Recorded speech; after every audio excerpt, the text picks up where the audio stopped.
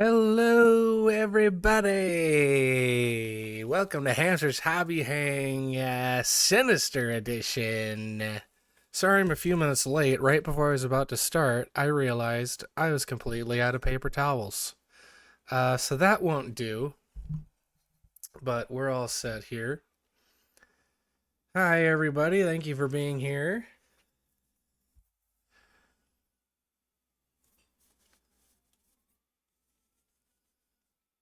Time to see the secret Sinister sauce. Yeah, exactly. Sinister water wheel. Maybe next campaign. Let me get some tunes going for us. How appropriately Halloweeny. Yes, we are getting sinister.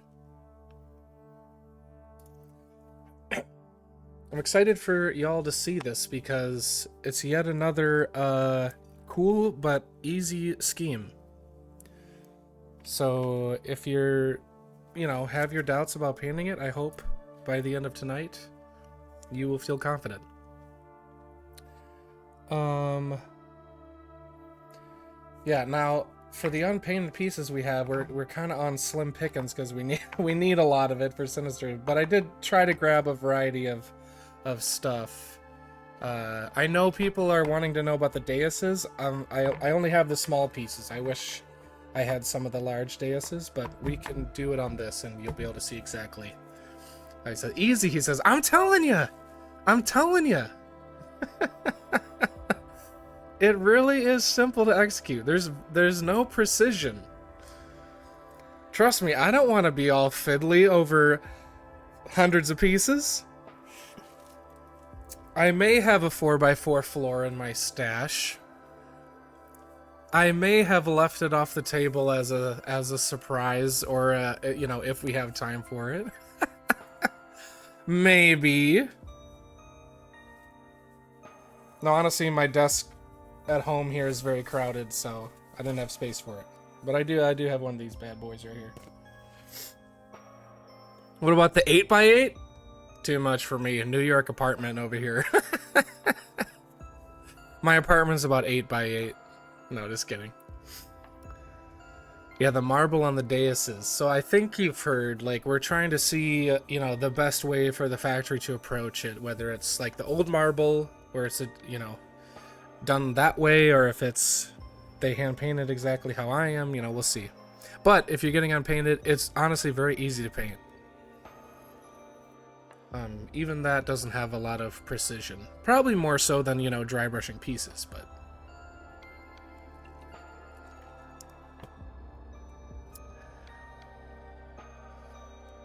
Hello, hello.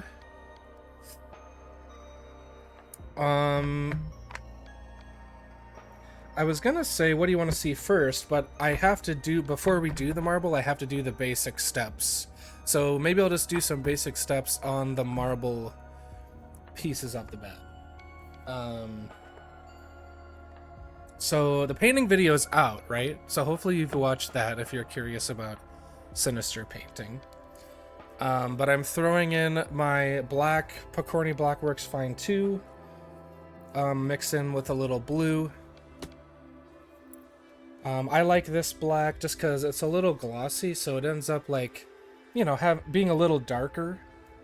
You know when things are matte and they're kind of grayed out a little bit, like that kind of dusty looking? Honestly, Picorni Black has a slight gloss to it too, so that would work. But this is just what I have, so you just need a blue and black, basically.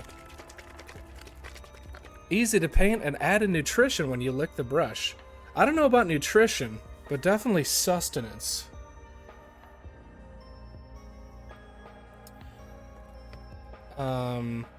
So yeah, black is, powerful when you add it to a mix, so you just want to add a little bit. Like, definitely less black than blue. This is already probably too much black. So I'll add a little more blue on the palette. But it hasn't never been super precise. Like, I know people like ratios and things, but this is really just trying to, like, get your piece dark so that the cool fungal ambiance effect shows up better. Um,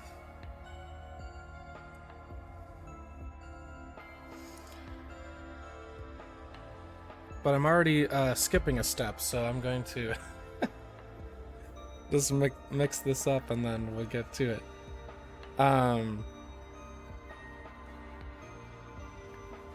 Yeah, so I probably did about 3 to 1 blue to black. It's hard to see, it's really reflective, I'm sorry. I'm trying to show you, but you know, it's a dark color that still looks somewhat blue and almost black. But first, we're gonna add that gooey weathering, which in the original design was just moss green. So you can get by with just this. I know a lot of people were interested in UV reactivity where it will glow under black light and stuff, right? All you gotta do is add your arcane acid to the moss green. In fact, I like to mix it where it still mostly appears moss green. You know, I don't want it to like look yellow, like too yellow, but this gives it the properties that make it UV reactive. So I'll throw a little bit of that in there. For this.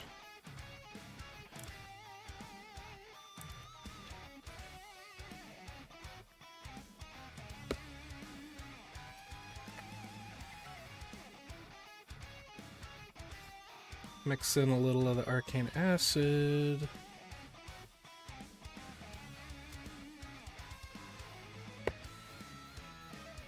Trying to find maybe a dry palette. So you don't really need the wet palette for this, but it's just what I have here on my desk. Let's see.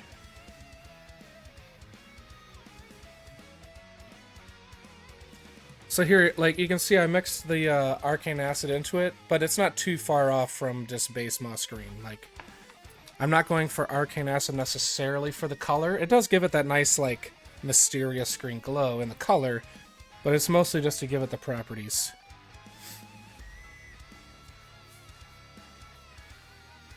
The arcane acid hit the palette, the music gets rowdier. That's awesome. I'm actually ordering half painted this time because of how much unpainted I have piled up. I get that. I get that. Plan on starting painting soon. That's awesome. Well, definitely always hit me up if you have any questions. My entire pledge is Sinister. I'm really happy that you guys like it and it's popular. It's a lot of fun to make. So with this step, you know, you've seen the photos, right? There's a bunch of kind of goop in the cracks. And you don't have to be precise with this, right? Like, I'm not really thinking about it here, because you're probably going to be painting a lot of pieces. So I'm just kind of following the cracks, not even worried about precision or anything. If you want to go on the stairs, maybe, you can always rub some of it off if you really want to. But because once you get it in this recess, you know, a lot of us have dry brushed before, right? So the dry brushing is going to stay, it's going to leave the recesses how they are and only hit the upper edges. So similarly how a previous dry brush shows up, this will still show up. And even if it covers some of it up, I go a little overboard, you know, too. Like, maybe it'll cover up some of this crack, but that's why I do a larger area and then most of it will appear under here. So this step, you know, when you're painting a lot of pieces, you don't have to like really pencil in and get in there. Just remember that paint covers paint, and the next steps are designed to sort of cover up these areas that get up on the upper edge. Now, some of it might be visible if you really hold it up close, so you can always rub it off with your finger, like that. But it's really, you want this stuff to be fast. We got a lot of painting to do. So you're just going through, picking a crack, and going to town.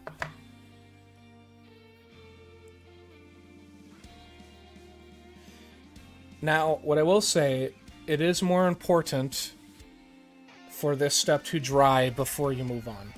Like sometimes if you're you're dry brushing a brown to a lighter brown or a gray to a lighter gray, you can kind of get away with it sort of like mixing on the piece a little bit if it's still wet in a certain area. You don't want that here. You don't want that here. So I'll go ahead and start doing that on these other pieces that we're going to paint, just so we're not watching paint dry as we go.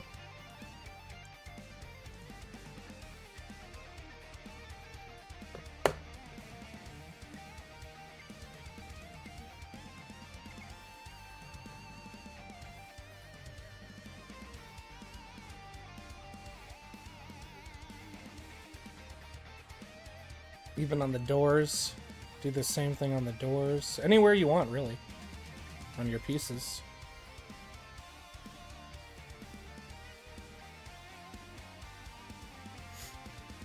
Get a little patch on a floor. It might help even if it's on camera, right?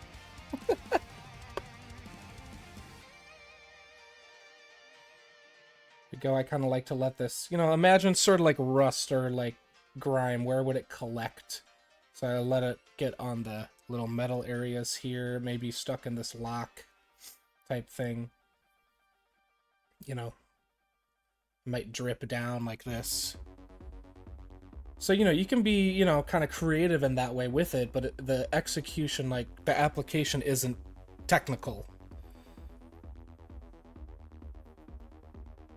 Which is nice.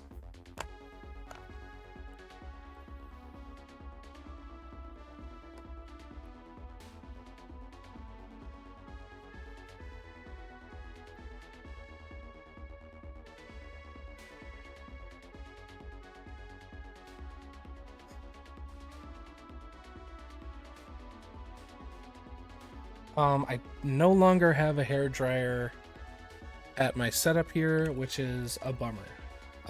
But we are gonna sit and let this dry just a little bit. It doesn't have to be fully dry necessarily if you're careful, but it's best to hit it with a hairdryer or let it sit, at least for this step.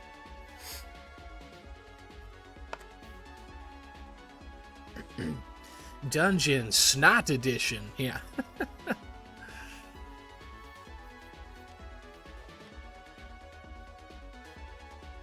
Body outline. What module is this?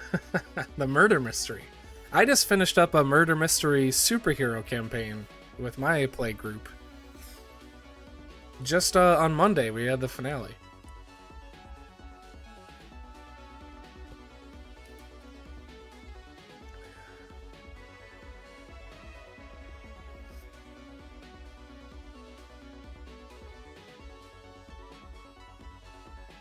Probably taking the plunge on DF for the first time thanks to how cool Sinister looks. Love to hear that. Got a Deadly Corners encounter that will be painting in Sinister. Sweet.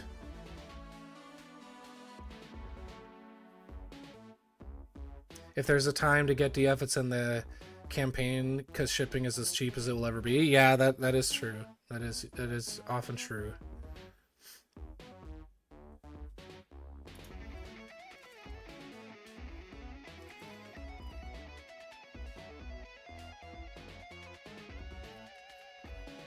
So it is already dry on the raised parts. The problem is if you're quickly dry brushing, sometimes it will start to pull it out, and that's what you don't want. So I'm gonna just be a little patient here if you don't mind, and just let it get a little drier in the cracks here. Most of it's looking pretty good though.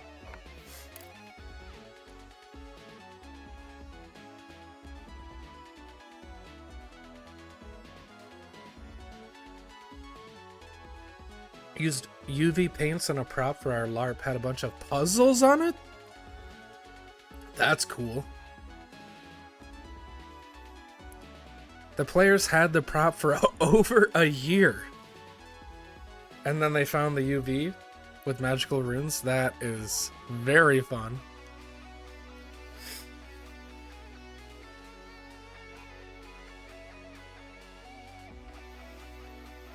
And you can even add it to different areas, wherever you want. Just salt to taste a little bit here, right?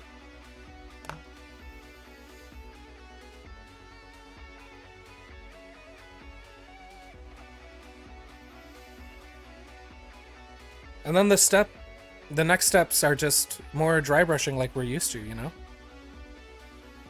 So I think we can get started here a little bit. This step is pretty heavy. It's like a dry brush. I'm not actually rubbing off the paint a lot because I want this to be almost like a base coat. But see, look at that, how it leaves it right in the crack, right? And you can see a little bit of the paint underneath, which I think is fine because it's like a weathering, right? But if you really want, you can give those spots another second pass when this dries. But we're basically doing a dry brush motion, just with heavier paint, because we want this to really cover the piece. And make it, you know, dark. See? So it covered up some of it, but it left some behind. You see that? So that's why you really can't go wrong with that first step, because the steps are designed to, you know, be just right in the end. So you don't have to take a lot of time being careful with that first step, because who wants to do that for a batch painting session, you know? For the marble, you don't necessarily have to do the parts that are going to be marble. It's not going to hurt to do it. Like, if you're just going fast, get the whole piece. Like, who cares? Because we're going to paint over that. It's easy to miss these steps like this, so let's make sure you hit that.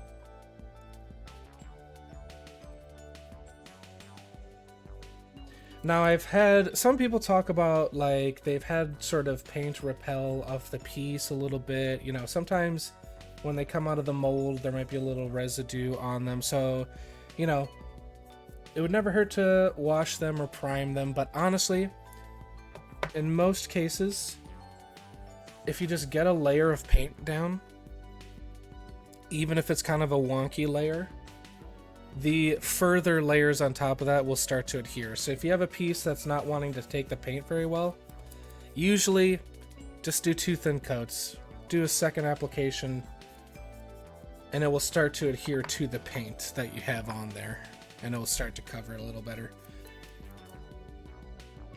You know, when I'm going fast and I'm painting a lot of pieces for photos and stuff, I've had that happen, and I just let it dry, keep doing the batch, and then I come back to it, redo the same step, you know, and it usually ends up okay.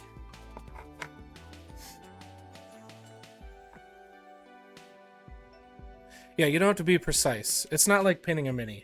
There's no like pencil feeling where you're like doing any kind of precision application, right? You're just letting the angle and the texture of the piece do the work. So, you know, if you haven't painted a lot of this stuff before, to keep the paint out of the recess, it's a matter of angle. So you're thinking of the perpendicular angle, just brushing. If there's recesses and there's a lower part of the texture and this is the upper part, you just want a perpendicular angle, so it just hits the upper part. It's also a matter of brush pressure, downward pressure. You're not like squeezing down onto the brush. You're just using a light feather dusting like pressure, right? There's very little downward pressure onto the piece. So that's one of the perks of painting something that's sculpted in 3D as opposed to, like, you know, an illustration like on a canvas, is you can let the textures and the angles work in your favor as you paint.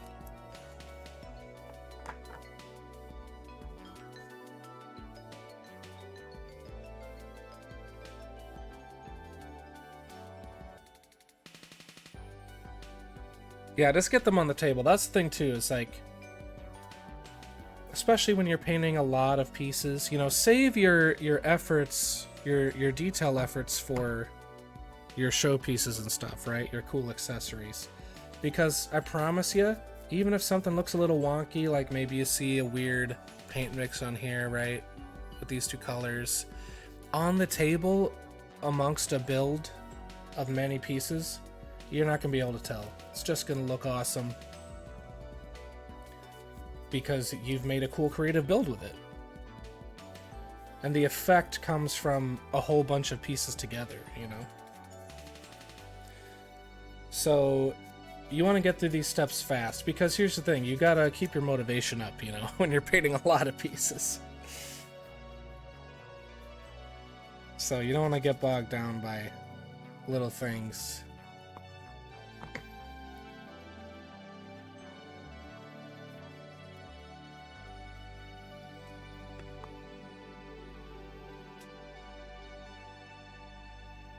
Yeah, about 3 parts blue to black. I had a Picorni basalt blue. You can also use Picorni black. I just had this golden carbon black on my desk.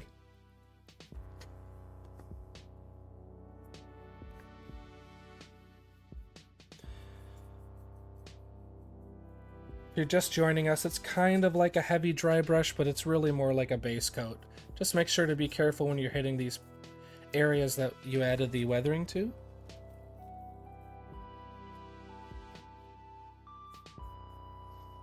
By using light pressure and a perpendicular angle. But it's okay to have wet paint on your brush for this step. You don't have to rub too much of it off on your paper towel.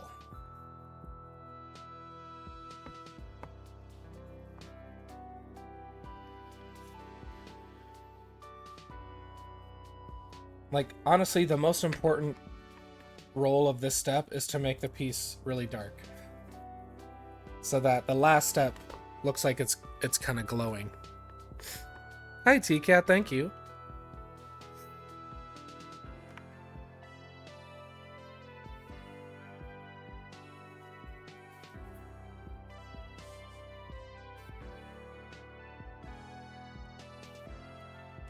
Yeah, certain steps, or certain sets do have, you know, differing levels of detail. But even on Wildlands, it's still a matter, right, of like, go as far as you want.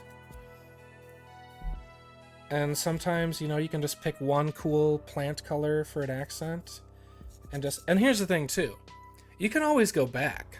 So if you are excited about a build, like, do your Wildlands mostly in greens and browns, right? And grays for the rocks. And then you can always go back if you really want to and hit some of those cool plants. Or just do a quick pass of an accent color. And you can always go back and be meticulous. But just in my experience as like a lifelong hobbyist, there's nothing worse than like feeling yourself kind of burn out because you're getting bogged down. Like, well, I have to do this and I have to do that. You don't. Let yourself have fun. Go as far as you like, you know, as far as you're having fun. And if you're motivated to paint for a thing, especially a game, just, you know, get far enough to do that. Like Griff said, put it on the table. And you can always go back and keep doing more accents. This is something I struggled with. I was like, since I was like 10 years old, collecting Warhammer. I didn't have a fully painted army for years. Because I thought every single little model had to be like meticulously painted, right? And it's like, no, just, I want to play a game, so get it. So I'm happy with it on the table, and I can always go back and add more detail. So again, these steps are also, it is probably even more important in this set to just let the steps dry in between. It's always good practice anyway, so it's nothing new. But these are such varied colors as opposed to a progression of a similar color that you really don't want them to mix when you like are dry brushing.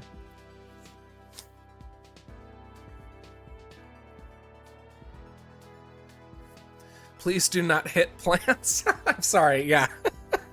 I'm not advocating for violence against plants, okay? Hey, Chris. Nerd. Haven't had the nerd come into hobby hanging in a while. I just got unpainted Arcane runes in the mail today. Not going to paint them Sinister, but a fun coincidence nonetheless. Those pieces are great. I love those pieces. Very cool sculpts. Very cool details on those.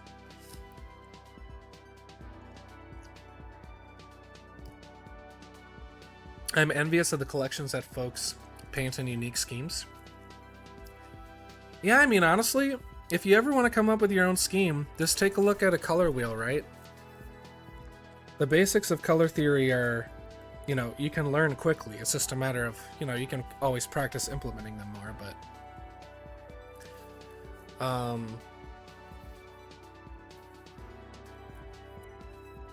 one way to go is complementary, like, you know, a Christmas scheme, like red and white, opposite colors.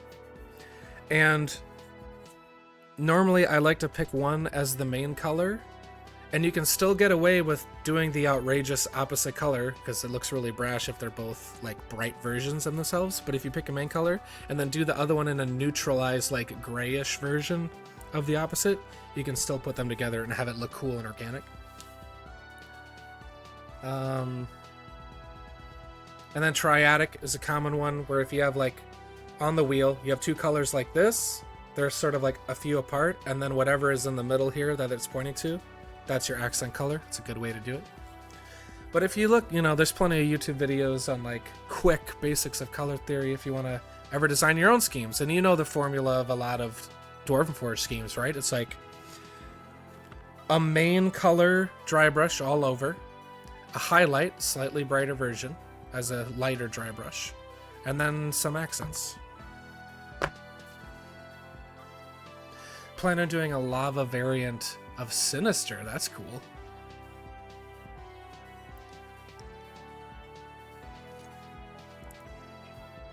Red, black, and gold. Yeah, see, that's another good example.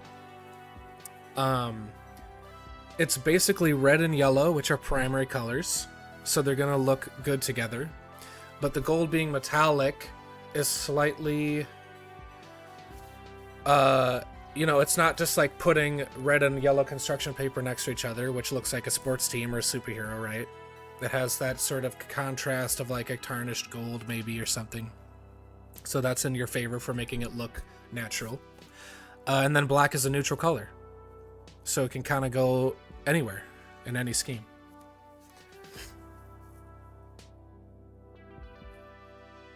Terrified of the ruins? No, it's gonna be fine. Just for those details, is it like the detailed areas that you want to pick out that's scary? Because again, that's really just your perpendicular angles. You know, I'm not trying to pick this out straight on like I'm drawing it. You can use the whole brush to hit a detail, right? It's just having light. I'm not using a lot of pressure. I'm using very light pressure. That's how you hit stuff like that on miniatures. That's why you're painting a sculpt and not drawing. That's why I like it.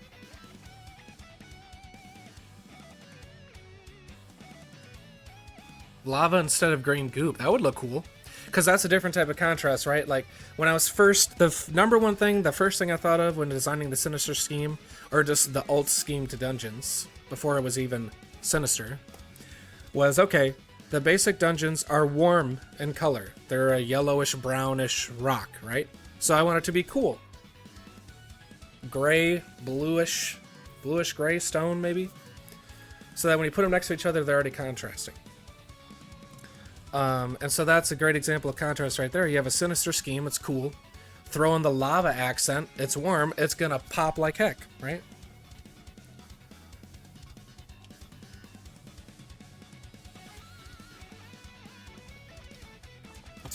Okay.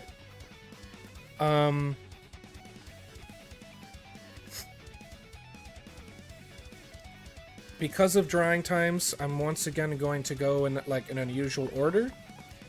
So we'll get to the marble, I promise. But basically on the basic steps, we have only one more step unless you have pillars. So I'm going to do the pillars here now, right? And this is just base coats. This is just full-on base coats. You're not doing anything technical. You're just hitting the, well, first you're hitting your palette trying to get paint out of the bottle. Sorry if that's on the mic. I just have my black and a purplish color. If you saw the painting video, it's just a gray, like basically think purple gray, adding literally gray to purple, maybe some black and white to get it, you know, adjusted the way you want.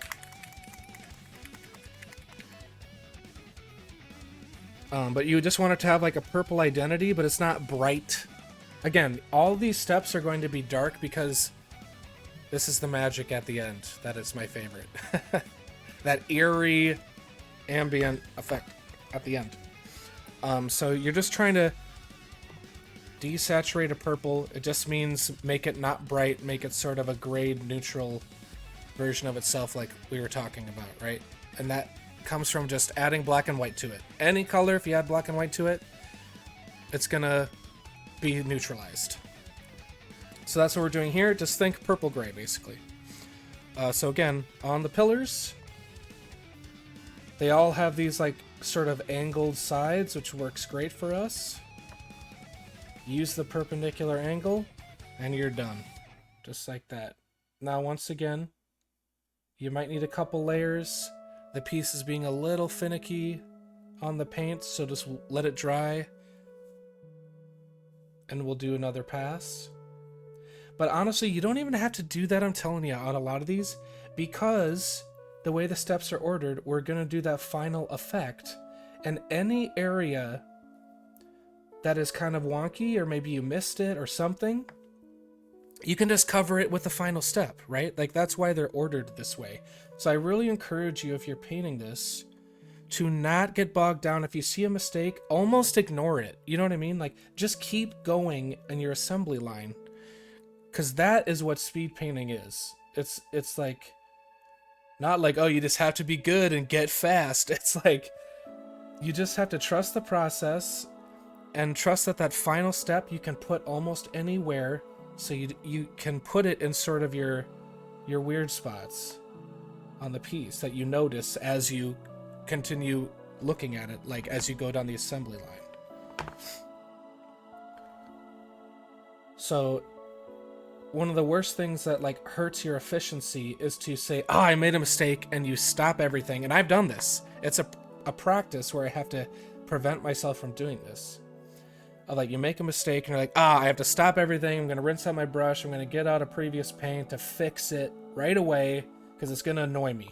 And I understand that, but don't. You see what I'm saying?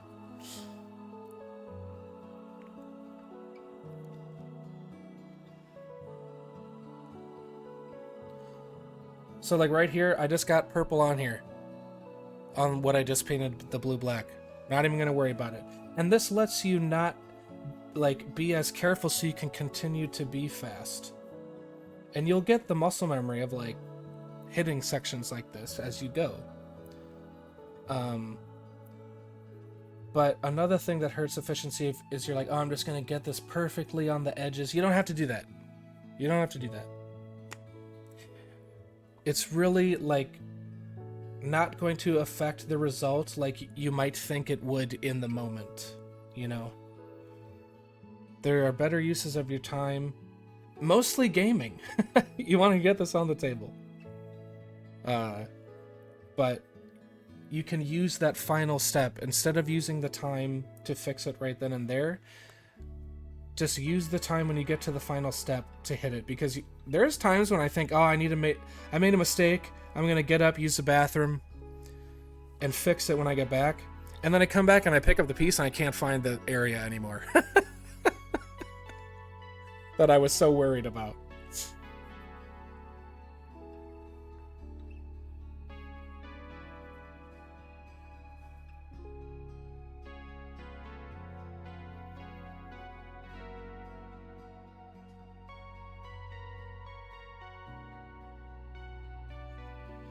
And remember that, like, all these colors are so dark, too. Like, there's enough to sort of separate the piece, but they're all really dark. So, like, you're not going to notice the spots that might have blended together, too. Because, you know, paints are always slightly brighter when they're wet versus when they're dry, too. So this will get even darker.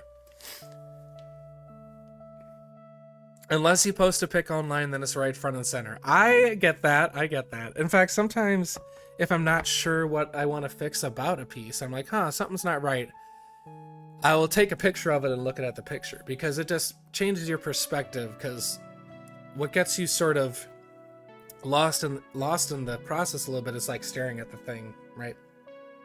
So it's changing the perspective, even changing the light, like take it out from under your lamplight and put it in your room light. Just sort of like shock yourself with like a perspective shift, and you'll see different things. I only paint the half of the mini that I'm photographing. You know what? In like the Warhammer books and stuff and all the ads, there is a portion of the models, and it's a completely separate team that's painting them, where they literally paint the front face because they need so many, right?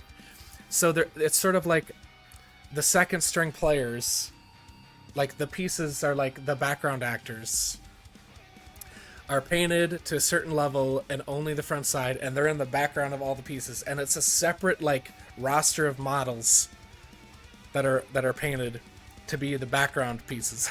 And then the superstars are like the heavy metal team, and they're fully painted and like get the 360 imaging and stuff. Purple is always great for shadows. Yeah, so I mean, if you don't mind the theory talk, let's talk about that, right? Like, it's a common thing that's popped up in miniature painting. Why is that? So a lot of times when we start, the shadows are black, right? We're gonna dry brush up. We might do a black wash to make the shadows black. But purple is generally a darker color, like just in general, through its identity. Like, for it to be purple, it's gonna be darker than, say, yellow. So, you know, as soon as you start getting lighter purple, it starts going pink and stuff, right? Just like red does. So blues and purples are just darker colors, and so if you give the shadow that color identity and you add the purple to the shadows, it adds interest. It adds interest visually. And that's, I think, what we're picking up on, is when you put the midtones and the highlights next to that purple shadow that has color next to it, our eyes are picking up on that, and it's adding that, like, sort of vibration, like that electricity of, like, oh, what is this next to each other, as opposed to just black, neutral, absence of color, and then your main color. Like, our eyes pick up on that little variance. So that's why purple is such a great color. But you can use this in other ways. Like, a lot of times people say put purple into the shadows of yellow or into non-metallic gold, which uses yellows. Why is that? It's the complementary color again. So this is sort of like the Christmas colors situation again, where if you were to do a green main color, but you put a little red, like your deep lava type color, dark red, into your shadow, it's going to make the green pop, because our eyes are picking up on that complementary relationship in the shadows without it necessarily looking like red and green Christmas time, you know? Wow, even miniatures can do background work? Yeah.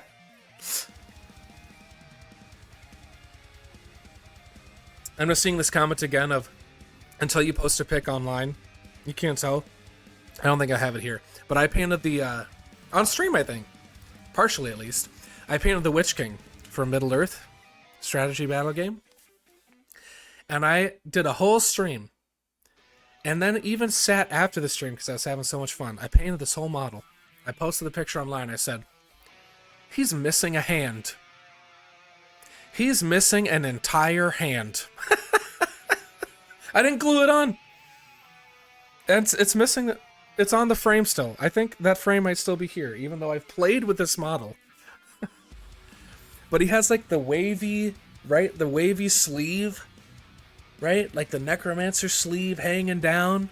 So I didn't even notice it until I posted it.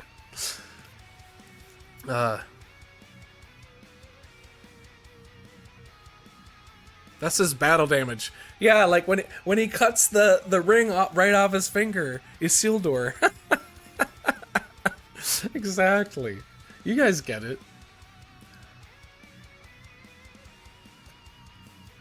Tis but a scratch. Yeah, exactly. He's still one of the most powerful casters in the game, so yeah. They're coming out with a new edition of that game. At least it's lore accurate. Biblically accurate Witch King. Alright. See, Chris, this is why we need you around on the stream. We need you back. Okay. Oh, okay, I forgot. And then also hit the black. Hit the tops of the pillars with black. So this is nice too, where I have my black paint on the palette already for these mixes. So now it's already ready to go. So this is a cool part of like the batch painting of you should have a little blotch of your black paint sort of ready to go on this. And once again, it might go onto the purple sections. I'm telling you. I'm really telling you. Don't worry about it. Just keep going. Don't be precise. You know, try your best. Try your best. But try to be conscious of how much, you know, time it's taking up. And just mind your efficiency, because that's what's going to get these on the table and ready to build and play. And it really just isn't worth it to stop and be super careful. Like, look at this right here. You can't, hard to see, but there's black. See, it's hard to see even on the camera, but I have black paint like right on there. You can always rub it off with a finger, but this is not the step to spend time on. It's not even like the most fun step. You know what I mean? So let's wait for the fun step. My favorite is the final step. So, you know, on the door here we have some pillar action.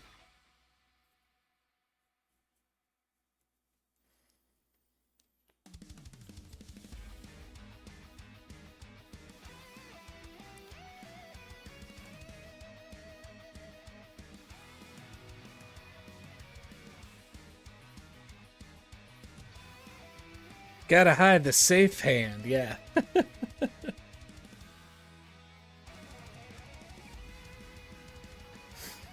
Debating painting some moonstone right now. I'm so excited to paint those. They've been sitting right next to me on my desk for, well, since we got them.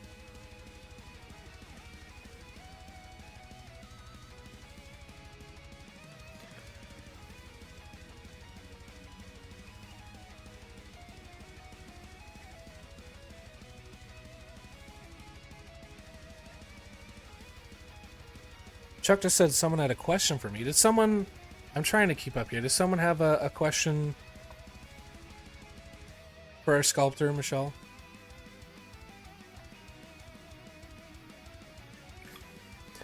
I have one of the 4 guys I was supposed to paint done. I've been bad. You have one more done than I do.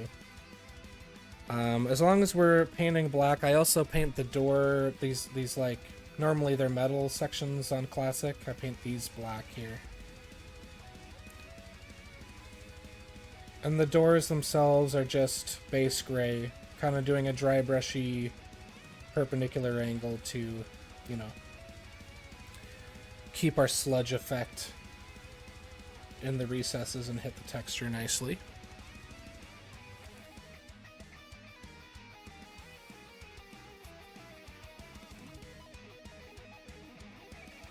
Oh, it was about the paint scheme for the unruined ruin she sent to Perrin. Okay.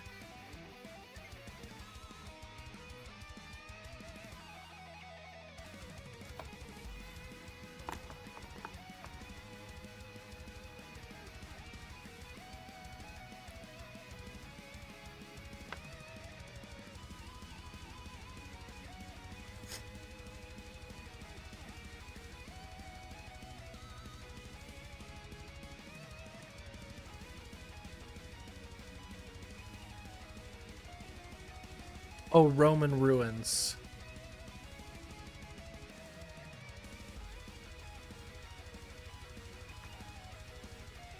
Oh, going to try to replicate the Roman ruins, look on more pieces. That sounds cool. I want to see that.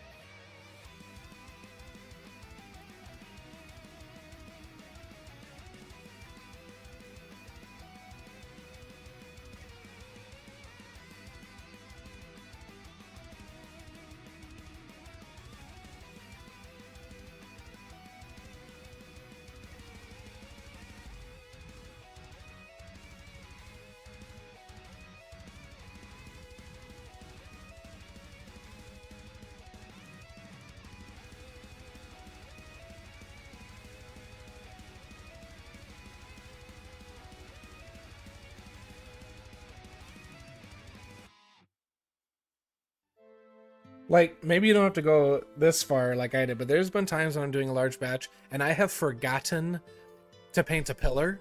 I just leave it. We'll do it in the last step. Some people online were asking about the paint recipe used for The Roman style ruins. Yeah, I definitely want to see that. We also do black for all the marble areas. You can probably tell, space coat of black to start. Probably tell from the photos.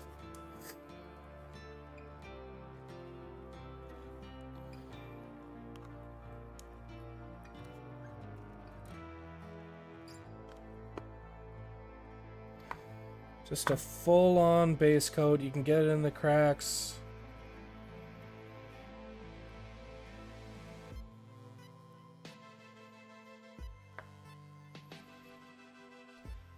Sometimes there's sort of a slight edge to this layer on the sculpt, so just get this perpendicular angle going on the edges here.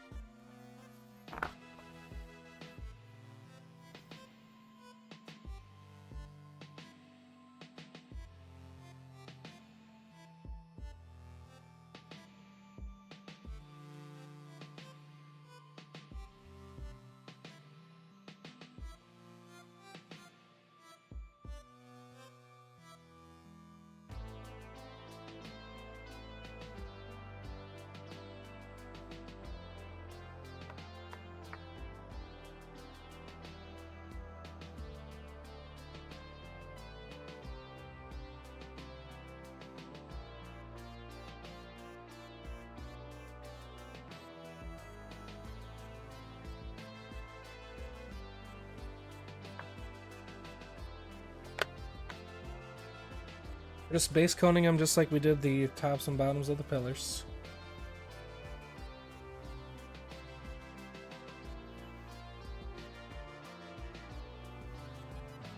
So again, you really want to cruise through these steps because the really like wow factor, impactful steps are at the very end. We got the bluish marble, we got the fungal glow on the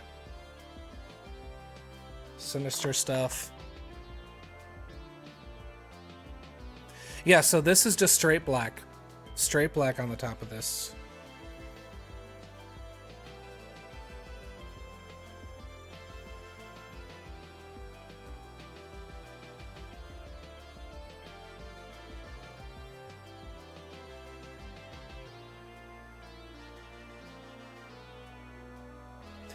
Again, another mistake here. A little bit of black on the blue side here. Don't worry about it. It's going to get hit with dry brush.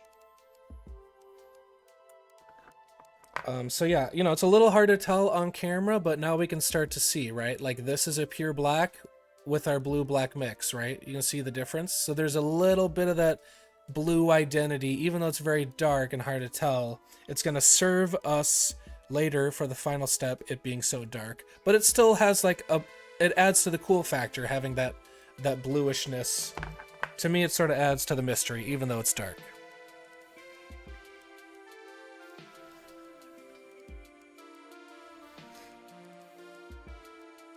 Oh, there's pics on the Discord? Yeah, definitely check that out. I'll just check that out after this.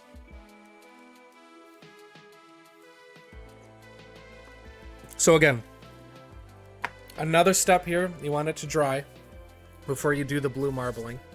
But most of the core steps that we've done, like all the steps on this stuff, if you're batch painting, you should be okay to just assembly line it.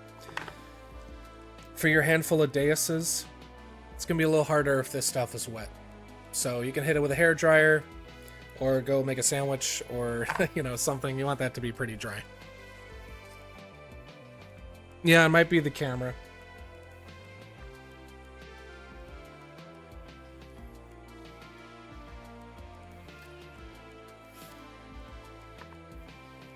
Let's take a look at it on the palette, right? This is pure black and this is our mix. I know it's hard to see. It's been challenging for the team to photograph it too. So I've created a challenge, but would show in person much better. Yes, there's people who saw it at Gen Con and stuff, and when we see it in the office, it's definitely a little different. I can see, but I have a large monitor. Yeah, that's the thing too. Your monitor kind of makes a difference too, which is part of the campaign challenge as well, but.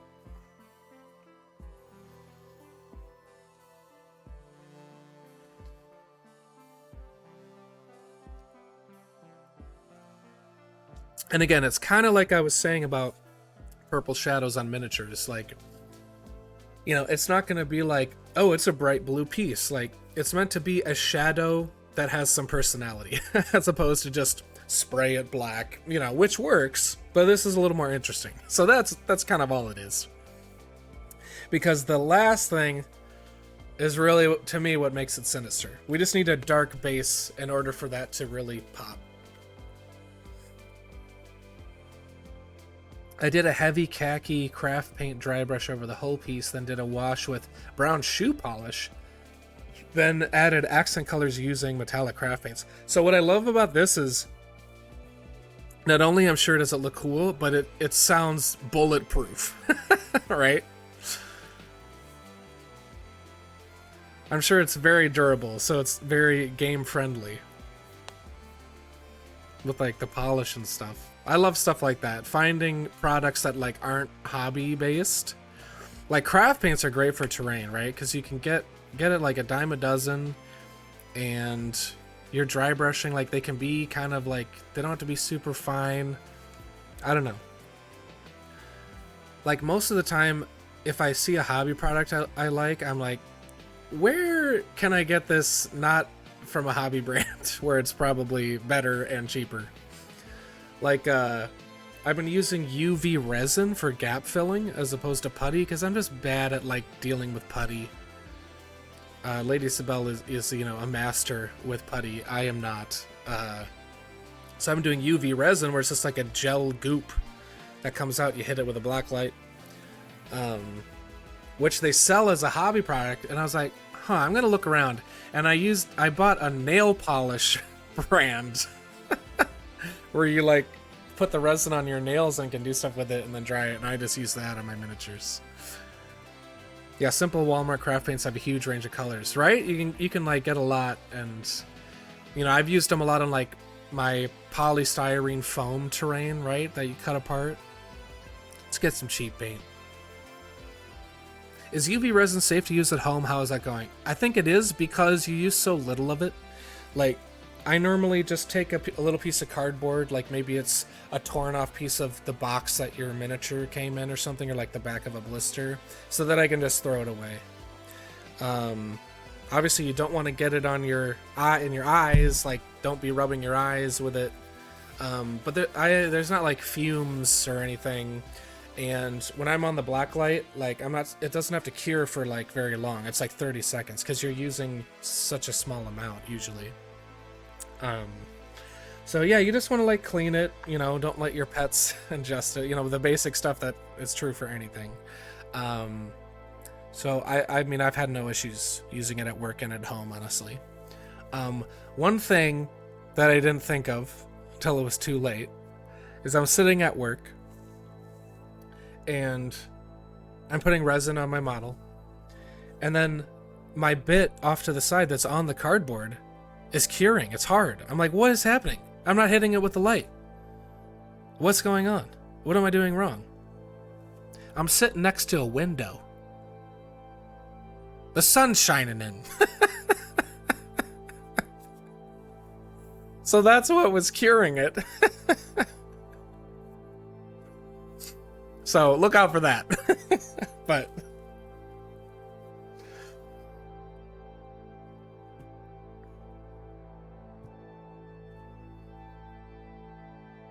longer work time since I wipe it off. I love that. I love that. I've been doing a lot of oil paints on miniatures for that reason. This sort of method of like, you can just slop it up and then remove it, and it stays workable. So the shoe polish thing is great. That was the day Hamster discovered the sun. Yeah. Yeah, I know where your desk is. Yeah, I'm sitting there like, what's happening? The whole wall is a window. That could do it.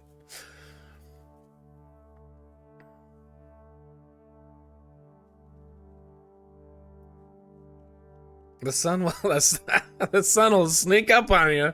It's a sneaky bugger. That sun. Yep.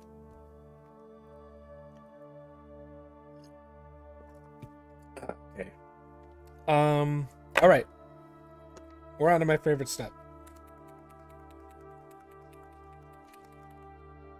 Thank you for bearing with me. These are sort of like the core steps that happen on most pieces, so we'll do the marbling at the end, because you do these steps first. Now is when we're actually dry brushing. This is pretty much the only step that is a true dry brush. So if you haven't dry brushed before, you load your brush, you rub most of it off. You want it to start to get scratchy, right? You can even squeeze it. See how much was left in there? This is when I was still... This is a common mistake. It's like, you really got to get more off than you think sometimes. Because when I gave it a squeeze, look how much paint was on there. Now, the opposite is also true, where if you use light pressure and angles, you can get away with using more paint. But you'll get used to it as you practice. So, this is the step, to me, that really makes it sinister and magical and mysterious. The way that I start is I basically am hitting the edges of the piece. Maybe even the bottom, right? Hitting all the edges. Okay? And then I sort of start to bloom it out. Create little blooms off of the main edges. Still just dry brushing. It's almost like a glow gradient or like a fungus that's creeping, right? But here we go from a straight edge to sort of a bloomed edge. And that's it. Maybe on the sharper edges, give it one more hit. Let it bloom here. You can kind of go as heavy as you want, right? But what really makes this pop is how dark our base coat is, right? Like even the moss green in here, when I first posted it on our work chat, people thought it was arcane acid before there was even arcane acid in it, because it's sitting next to something that's so dark. Yeah, this is the secret step. This is the secret Sinister sauce, right? And it's really similar to the classic dungeon step, right? Where you hit all your accents, you hit all your pillars, and then it gets an overall dry brush. Now we're being a little more selective with where we're putting it.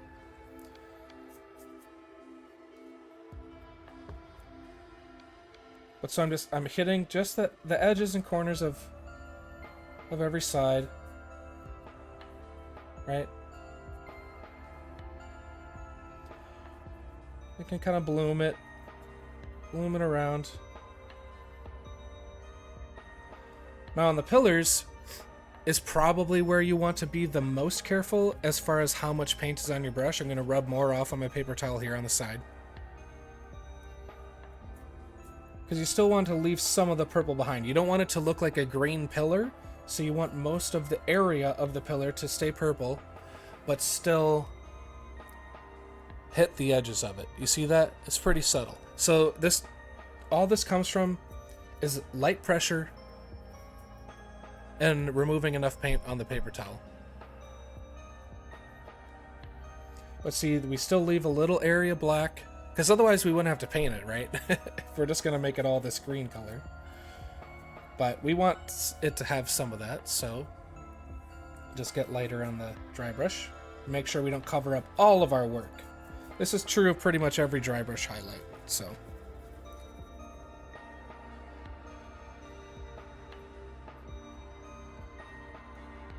So again, edges like this. Keep in mind the angle of the brush to the edge. If you ever do get a streak that you don't want, while it's wet, kind of rub it off. And there you have it. On the walls, in most cases, we're just doing dry brushing, but I'm kind of thinking like it's cascading downward, right? So think of it like a triangle. Just do kind of a gradient. Still just your usual dry brush that you've probably done on many Dwarven Forge pieces. But just almost, you know, if you have to count the stones. There's 3 across. We're going to do 3, 3, 2, 1 stone. You see that? And that's going to, without very much technique at all, the same single color, single step, we've kind of created a gradient. So maybe on the top, I go a little heavier on the top. Usually you can do this to taste. Cascade down from the sides. So I go heavier up here like this is the source and it's going downward, right? Now, another cool thing that I really like is any floor tiling. I sort of also hit the edges of the tiles, which is, you know, kind of a suspension of disbelief thing. Like, it's definitely not a realistic lighting thing, but, you know, it's magic, right? It's magic, or it's fungus, or it's, you know, it's a necromancer's keep or something. Not the necromancer's keep, but you know what I mean. It's an evil layer. And it really makes the pieces shine. So just go pretty light here. And again, hit the edges of those pieces like that. So again, this is a perpendicular angle and light pressure. That's what's keeping it from not streaking and not being a base layer type coat. What's making it subtle is the light pressure. But you're letting the texture of the piece grab it for you. Okay? I normally stop about here, but in previous iterations, I've gone heavier. Bloom it out again, if you want. Bloom it out again. Create that little burst, right? If you want. Light pressure. Perpendicular angle. Letting the texture grab it. Right? So again, normally, now in the current version, I don't go quite this far with it. But you can do whatever you like. But I normally just give it a 1-2. Give it a 1-2 on the cracks. A little more subtle. Hit the edges.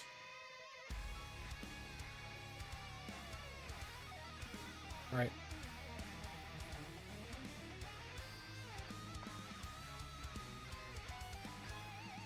See, so it is a very different effect from our other schemes, but the steps and techniques are very similar to other schemes, right?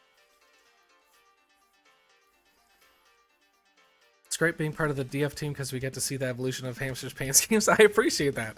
I appreciate that. Like, the iteration of this one was like, why is the center of every floor spotlighted? And I was like, you're right. Let's just do the edges. Not you personally, like, no one was insulting me or anything. I'm just saying it was funny, like, how it did kind of go from there's a spotlight in every piece to, okay, that's cool, but how can we dial it back? Just as a team, that was good feedback for me. What is the best flavor of paint? I hate that I have an answer to this. Oh, what is it called? It's one of my inks that's like a flesh tone. Oh, and I hate that. There was one time when I was like painting at home. This wasn't in this apartment. This is like ages ago. Not ages, but a few years ago. And I just had a really like long night of painting something on a deadline. And I was looking at my brush, I guess. I'm like, it's subconscious. And so I'm like, whew, I take a break, put my brush on, I go next door to the store to grab a snack or whatever. And the guy, I know him, like I go there all the time, right? He's like, hey, are you okay? I'm like, what do you mean? It's like, your lip is like, oh, purple. I was using purple paint, and there was a literal like streak of purple on my face. And I was like, oh no, it's probably paint. But it looked like an injury. Chris, I'm just like glancing at this and I haven't even like read the sentence and I already don't like it. Okay, let me give it a shot. For those of you that don't know the Ohio story, I'm sure it's clipped on the channel or something. The Ohio riddle that really outsmarted me. What starts with a P and ends with an E and has 1,000 letters? See, there's never enough information in these riddles. 1,000 letters. P and E and it has 1,000 freaking letters. If I don't think about it now, it's gonna drive me nuts. Post office. You got it right away.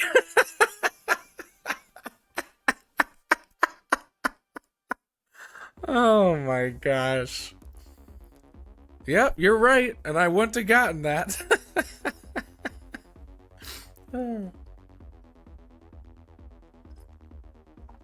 I think lead paint is supposed to be sweet. Okay, but don't ingest that.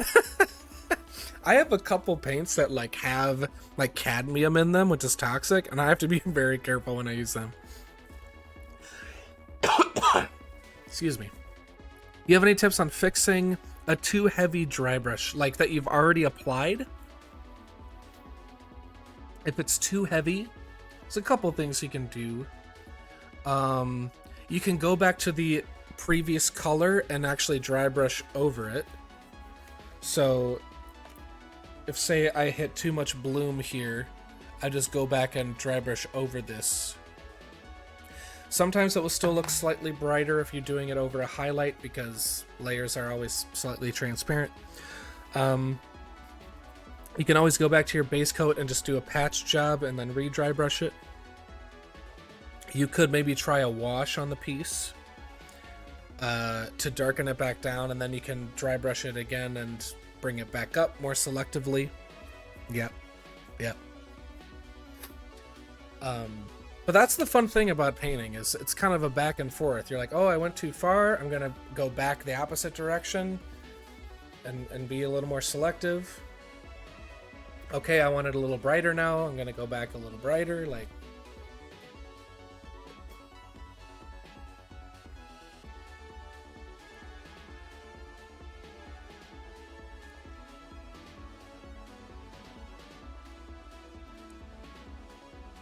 Okay. Let's see. The marble ones like this especially are pretty easy because, you know, there's just these corners to hit really fast. Give it a little bloom if you like.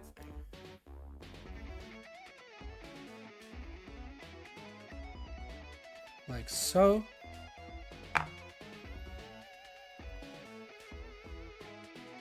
What color matches unpainted dwarvenite? So we actually put it in a bottle for you. It's called Dungeon Gray on the store.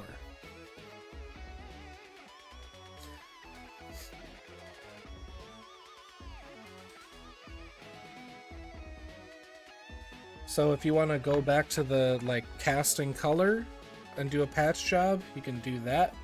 Now what I will say about it is it's still an acrylic paint, still has some transparency, so if you paint Dungeon Gray over a light color, it's going to look lighter than the casting color. You want to do it over a dark color. So like do a black prime maybe over the patch that you want to paint Dungeon Gray, and then paint Dungeon Gray over that. So if you have like a really bright white piece and you paint Dungeon Gray and you put it next to a piece of Dwarvenite unpainted, it's not going to look the same. So do it over a dark base.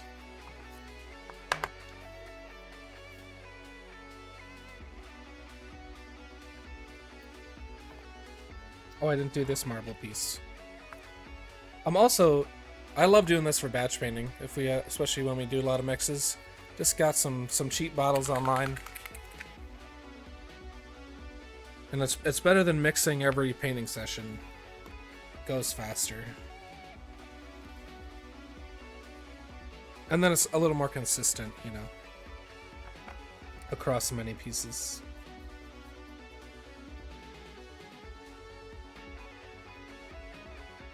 But so, see how this first dry brush was really subtle and then I got heavier?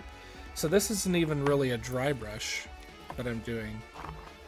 But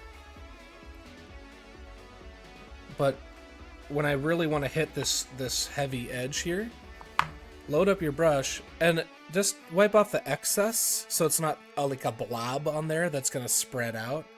But I just load up the brush and just hit off most of the excess. And then this is too heavy for my taste, so I'll just dab it. And now they're almost the same. You see that? So that's how you can go faster if you're just kind of like playing it by ear. Okay, I just reloaded my brush. It's a little too much. I'm going to rub it off. You see that? Like, these are the things that can make batch painting go faster. Too much, rub it off, rub off a little more excess, and now it's still too much, rub off a little more excess. But I'm not going back and changing much. I'm still going with the flow and continuing forward. Right? So this is what's going to make your batches go faster. And now look at that. This was lighter dry brushes with more applications, more layers. This was fewer with heavier paint. And look at that. Just by kind of rubbing it off with their finger, observing like the little variance, but not going backward to fix it, right?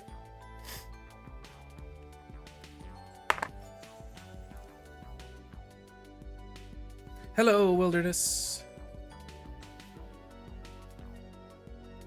Oh, also the door. This bottle is just base gray that I put in a smaller bottle. It's Buckhorny base gray. That's all the doors. Just throw that weathering color on there and then do your base gray.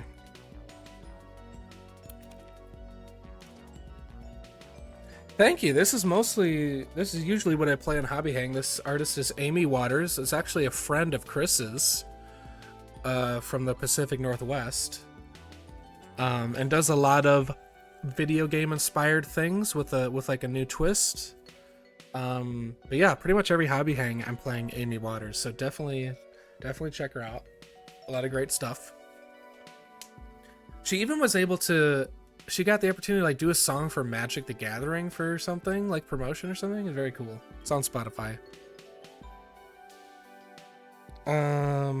Okay.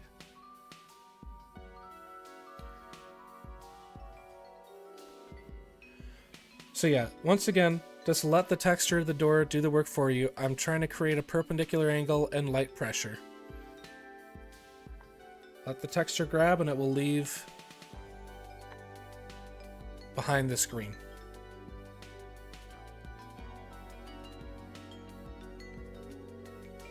So the sort of philosophy of the step is like dry brushing, but you can get away with some wet paint. I'm doing what I just showed you. I'm rubbing off the excess of the paint, so there's not a blob on the brush. You can see the shape of the bristle still, but there's still paint on it, right? It's not fully dry, but if you make that angle and use light pressure, you can get a similar result very quickly. You see that?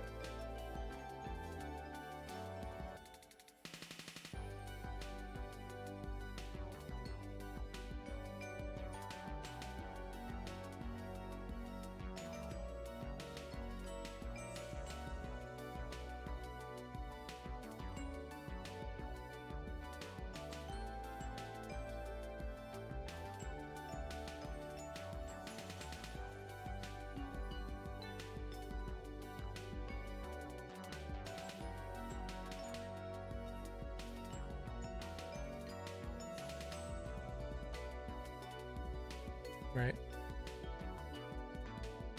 And then once you've done that, we can do the final ambient step, right?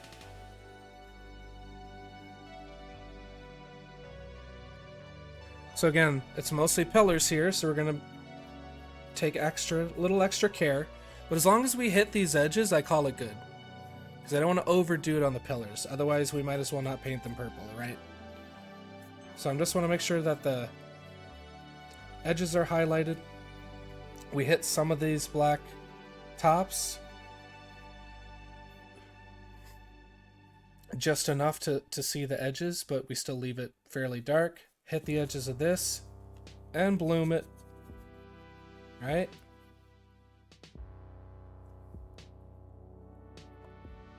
Hit the backside of this. Look, here's an example. The door swung in and got gray paint on this area.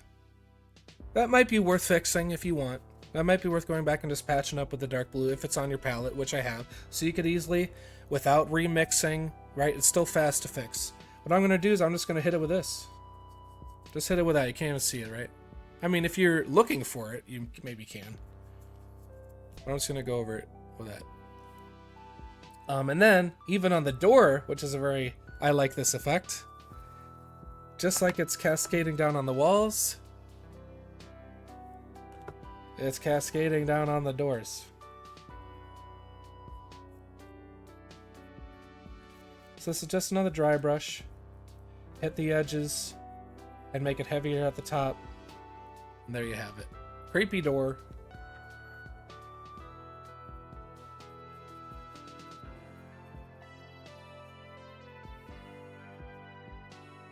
So now it's kind of a cool effect where this top one has more of it. You see less of the black, and then down here it's more black.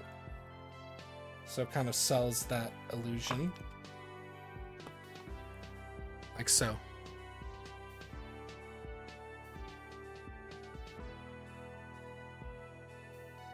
Somehow I always F up my wood with black bleed, but I don't care because I just pretend it's shadow. Yeah. Yeah. You can't go wrong. As long as it's dark, it looks like a shadow, right?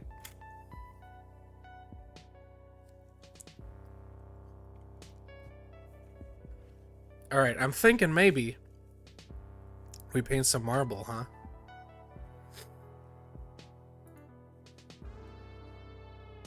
I guess Swiftbrook, maybe that's misleading because Dungeon Gray is not in the dungeon scheme. It is just the casting color. But we've called it Dungeon Gray because we cast the original dungeon pieces in it. It's not in the campaign because it's not required for the paint schemes for this project, but I believe it's in stock on the store if you really want it. In most cases, the main reason you would want the paint is to patch paint jobs on your factory painted pieces or your own unpainted pieces, because it's just trying to match the casting color. So you're rarely gonna do like a paint scheme with it. It's just trying to get back to the basics of the casting color. The door is actually my favorite Sinister piece. Looks so creepy. Thank you. I really like. It's so simple, right? It's like, we'll make the door gray. Is that boring? No, a gray. Why is it gray? Why is it fully gray? It's all like dried out and weird, and then the cascading, like, it really sells, right? This glow and like the darker pillars next to it. So I'm glad you like that piece because this is such a simple piece, but it really, when you start placing it amongst your walls, looks very cool.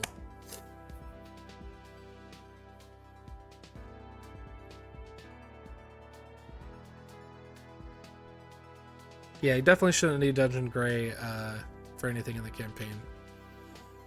Old door? Is this a joke I don't understand, or is this an old piece that's not in the thing? I just grabbed what we had.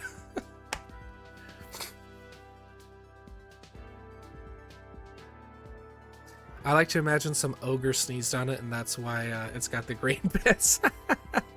Oh, that's why it's gray. Yes, it's an old door. This is really old. Wood does start to look gray after it's really old. Has a haunted pirate ship look. Yeah, I like that. I was wondering about painting the metal before the sludge. So here's the thing. This is why I wouldn't do that, is because a lot of the ones that I've painted actually get sludge on the metal. So like in a little crevice like this, you might end up with some of that, which I think is kind of cool. Almost like a rust collecting, but it's this magical goop.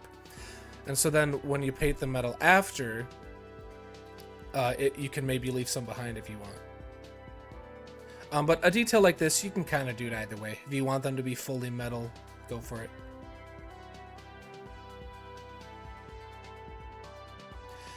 I've never bought an alt scheme. I've painted several, but I love Sinister, getting several sets of it in Reforged. I love to hear it.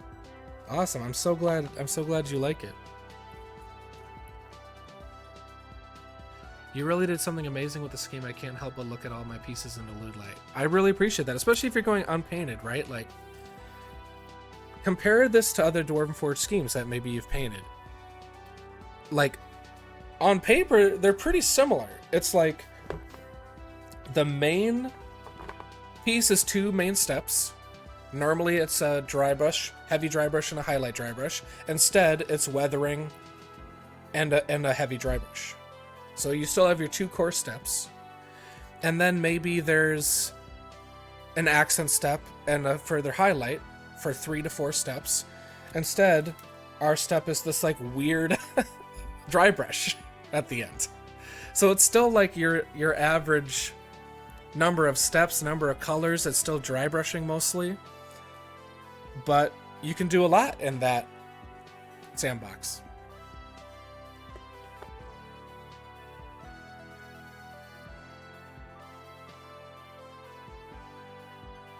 Okay, so what I'm going to do next is show you how to do the marble, and I think you're going to be surprised how fun and easy it is.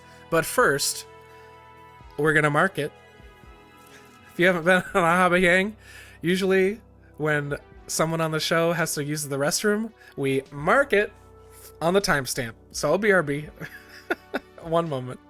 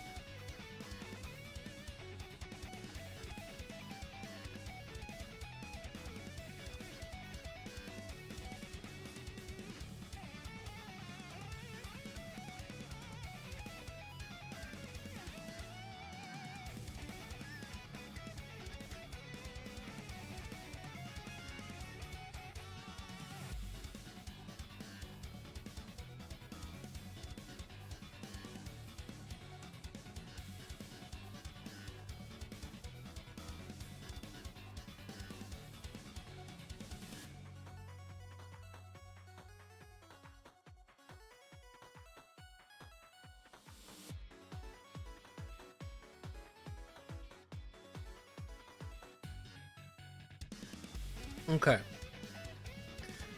Let's see. Good question from Perrin. What color is the light stripe on the base of the big pillars in Sinister? I think I know what you're talking about. It should be base gray. It should be all the same colors we've used tonight. It's either might be a Picorni bronze on it, if that's what you mean. It's either bronze or it's base gray. Just straight base gray. It's time for Chris to take over. It's my time to shine.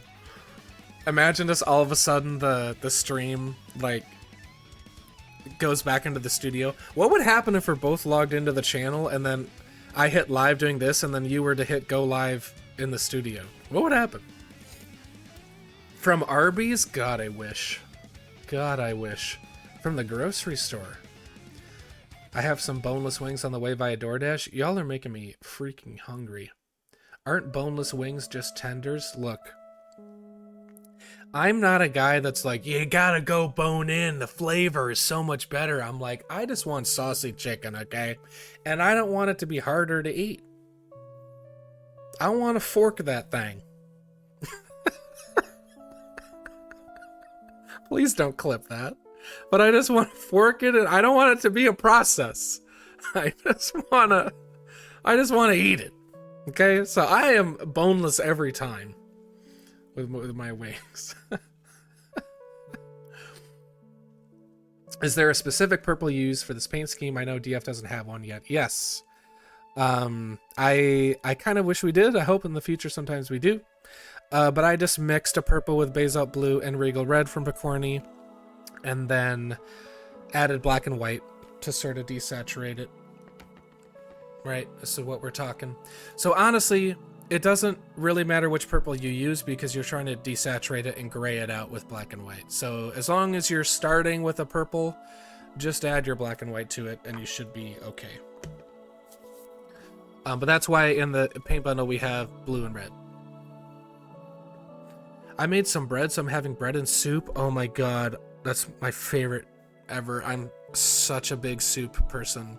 I could eat it year-round. Let's see. I'm jumping all over the place here. Let's see.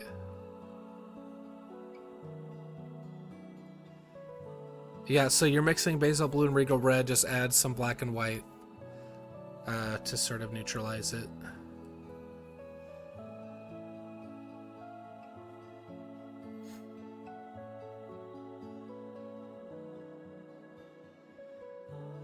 I think Bon Iver wrote a song about boneless wings once. Batch painting, batch eating. That, you know what? Words that I live by. We really need to premix a purple. Yeah, it's kind of like a weird thing to be missing, right? So I hope someday we get that.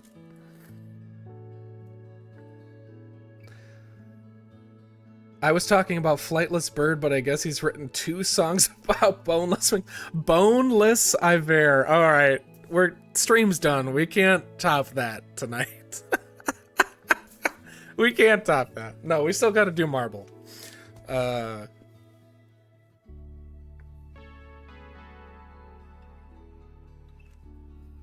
Mic drop. All right. Oh, also, sorry, I hit my mic. On these marble pieces, this thing here, this accent that you see on the photos, it's the same mix as the dry brush. Same mix of the dry brush. All we're doing differently is the opacity. So it looks brighter, right? It's not a different color. Use your perpendicular angle again. The sculpt is great because these recesses are deep. So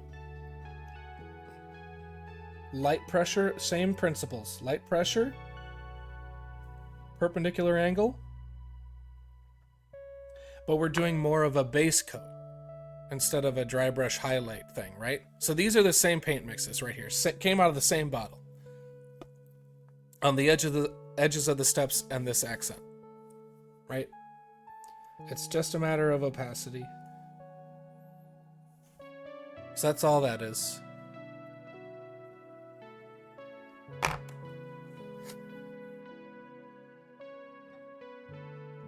I mean, calling the purple mohawk purple would be fitting. Yes, Nate does love purple. It's wild. It's wild, very wild we don't have 6 shades of purple, and absolutely unthinkable we don't even have 1. Yes, we have like 6 different browns, but not 1 purple. Is there a good ratio of arcane acid and moss green for the green cracks? It almost looked like you had just green and added the arcane acid to make it two-toned.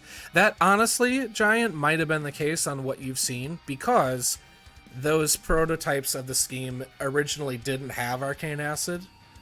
And I did a mix of moss green arcane acid and redid the cracks afterward. So under the blacklight, it might have been patchy or something in some areas, or I might have missed some, right?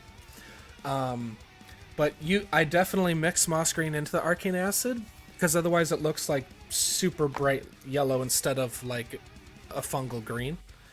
So at least half and half. At least half and half moss green to arcane acid.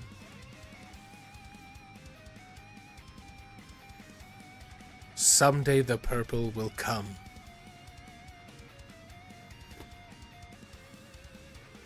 Thought it looked good? Okay, good. I checked each individual piece with the blacklight, but I didn't like see a build before I sent it off, so. But yeah, about half and half. I definitely would lean more moss green than arcane acid personally, just because You know, I want it to look more green than yellow. But as long as you throw the acid in there, it'll have the properties to be UV, so.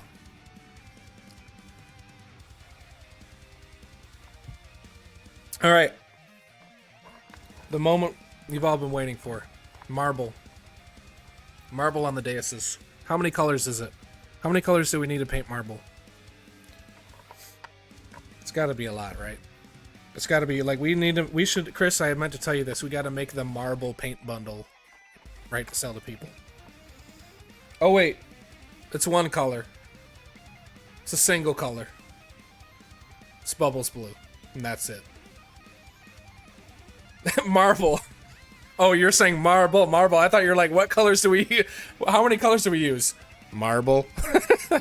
Which is a great answer. It's one color.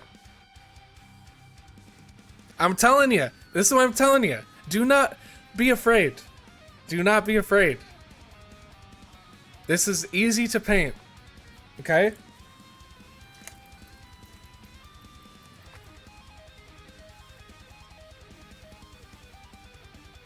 It's one color. We did a black base coat, and now we only need this one color. Pre-marbled paint. Yeah, you just squirt it on over your pieces. And voila. Yeah, it's like a hot sauce drizzle. You just drizzle your paint. No. Alright. I gotta go, but there better be an 8x8 for me in the VOD. I'm sorry, I don't have an 8x8. But the 4x4 has all the steps you've seen plus the marble. So watch the VOD for the marble here. It's gonna be very fast. I'm telling you, it's simple. And then you'll be ready to paint the 4x4. That's right next to the plaid paint on my shelf. Yeah, exactly.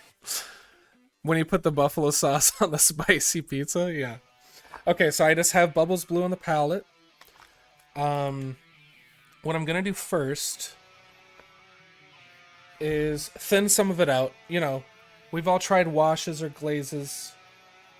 It's not precise at all. Just make some of it thinner than it comes out of the bottle. With your brush, I accidentally just pulled some of our previous mix into there, but that's okay. Thin some of it out. And you just want to make this cloudy now. This is not precise at all, everybody. I'm so excited to show you this because you're gonna be able to paint this, I promise. So we have the thinned out blue, right? Just make patches. Just make patches like that. Step 1, done. You can leave it. I even finger paint it. I push it around purposely with a finger. That's step 1. We took a lot off with the finger, add some more. Same brush full. Right? Already we have that patchy look. Right? Look at that. That's step 1. Okay? I literally mostly paint it with the fingers. Okay? Now we want those winding lines, right? Take the paint. I'm not even precise yet. Just do some big ones. Do a big one like that. Finger again. Finger again. Rub some of it off. Right? Big one. Finger. Right? Some of the prototypes, I've left it right here. And that's your marble that you've seen in photos. Paint the rest of the owl. No, look at it! You've seen it in action! Most of the prototypes, I've left it here. You see that? Now. So, here you already have marble. Do you not? If you want even more variance, okay. Do the same step again, and now you're increasing opacity on some patches. Right? Being a little more selective, but it's the same thing. Patch and rub it off. Right? Step 2, I also did the watered down version, but when I'm being speedy with prototypes, I've also used it straight out of the bottle and done the same thing. You just have to be careful. To be safe, just water it down a little bit, right? Okay? Now, if you do feel a little more confident, a little more painterly, you can keep going. you got a good tip to the brush. You've already done the core steps with very light pressure like we've talked about, right? Now we are getting in pencil mode. If you want to go further, you can leave it like this and have marble. You see that? This is what you see in the photos. Every piece I've done like this, how you just saw. If you do want to get more precise, to be safe, I'm taking the watered down version again on my paper towel. I'm removing the excess with a twist to keep it with the point. This is just for a challenge. You can stop right here if you want. But, again, light pressure. With a line. How does this feel? It feels like... Imagine... You can practice this on a piece of paper or anything. The amount of pressure is like I'm doing the motion and I'm not hitting the surface. I'm not hitting the surface. I'm going a little lower, not hitting it. Now I hit it. That's the amount of pressure that we're talking about. So you can physically do this. I physically do this when I'm painting it. Take a little bit of brush, rub off the excess. I'm doing the motion of the line. I'm not hitting the surface yet. I'm going a little further down until I hit it, like that. And that's how you do thin lines, because you need the point. Like, as soon as you put pressure, the bristles spread out. So what you're trying to get is that brush tip. So you want to, like, picture that brush tip being the only part that's hitting the piece.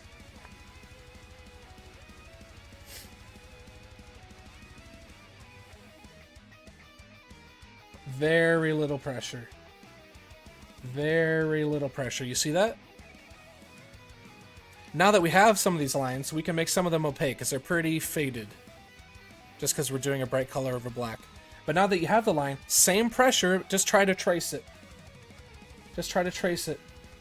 Trust your eye. I wasn't perfect. I wasn't perfect. It got a little thicker, heavier here. That's okay, right? Isn't it? So I'm not being, like, meticulous, but I'm following it with my eye.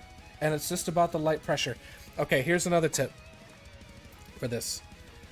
You do not, this is my favorite phrase, you do not need steady hands to do this. You need to steady your hands. Okay? You need to create points of contact. Elbows on the desk. Be careful, you can damage nerves if you're sitting here for many hours leaning on them. I prefer forearms. Forearms on the desk right here. That's a point of contact. Heels of your hands together. Point of contact. Your fingers together. Point of contact. Now look at this precision. Right here. This is what we want. Points of contact. The brush is stock still. So we have a piece like this.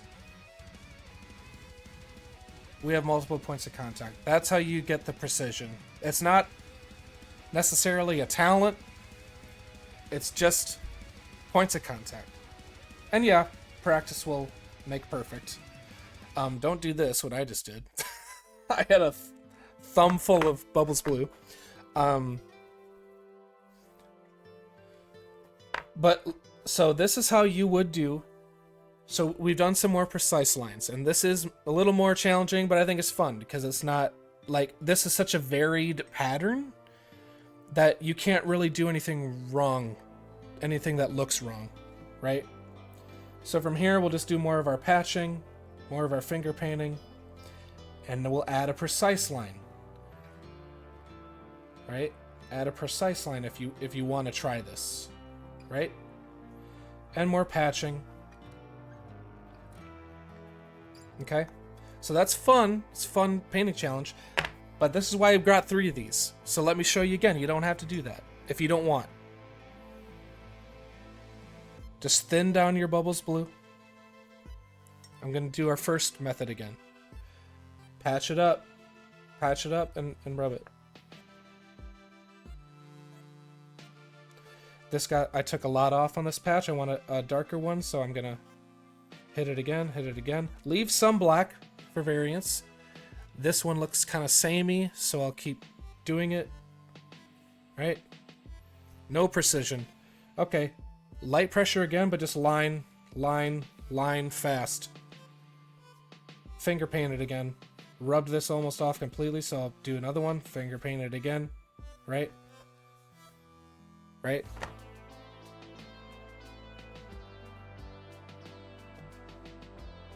Very similar. You see? So it doesn't even take a lot of precision.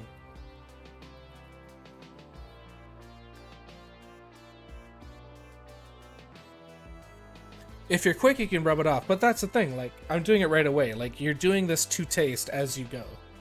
Right? You don't want to let it sit and let it dry. And if you... Listen, if you get a big patch... Oh, gosh, it's way too thick. Rinse your brush. Water. Water right away. Water right away. Brush full of water. Heck, rub it with your towel. Right? You still have a little patch of variance and you're safe. See that? So I know the effect may look challenging, but really it's very forgiving. Because there's so much variance to it that like there's not a lot that you can do that makes it look wrong, right?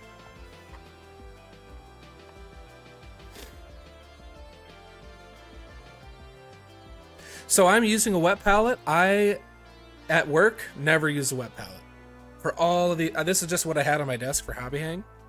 I've done all of these effects that you've seen the same way on a dry palette. Just... I have a stack of them here. Where are they?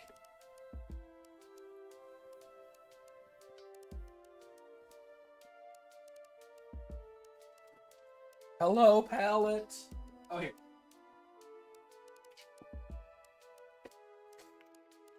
Most of the time when I'm doing this, because especially the dais is like, there's usually fewer pieces, so like you don't need to, and this isn't a precise ratio. So I'm just doing this, and what I do, pull some of it up here, thin it out right here. Right? And I just do it on here.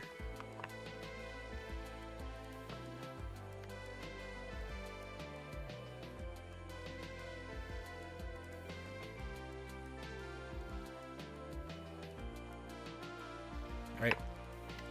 That's how I've done most of it.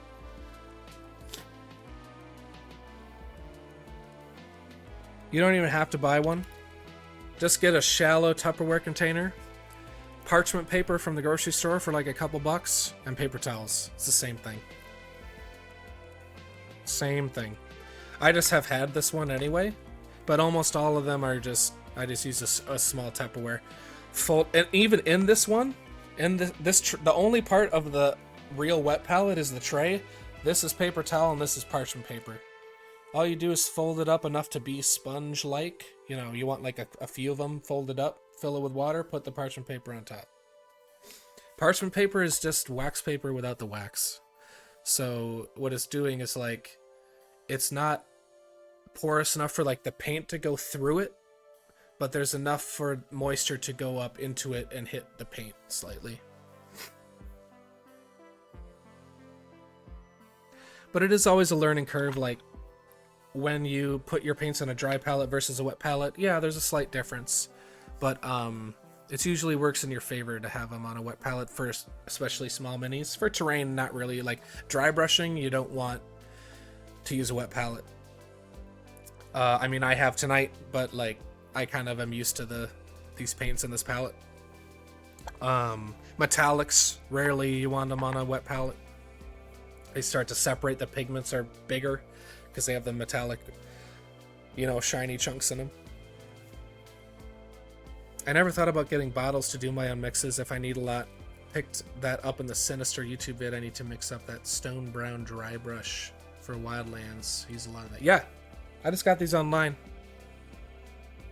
I also I get hematite beads, like, I don't know, 8mm or something. I put a big ball in here as a mixing ball, if you want to check that out.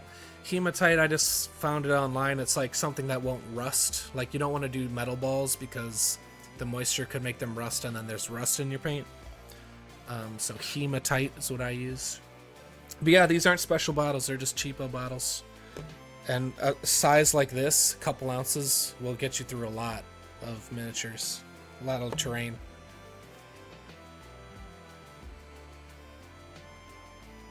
What I learned tonight is that Hamster's actually a fraud. What, because I'm working smarter, not harder?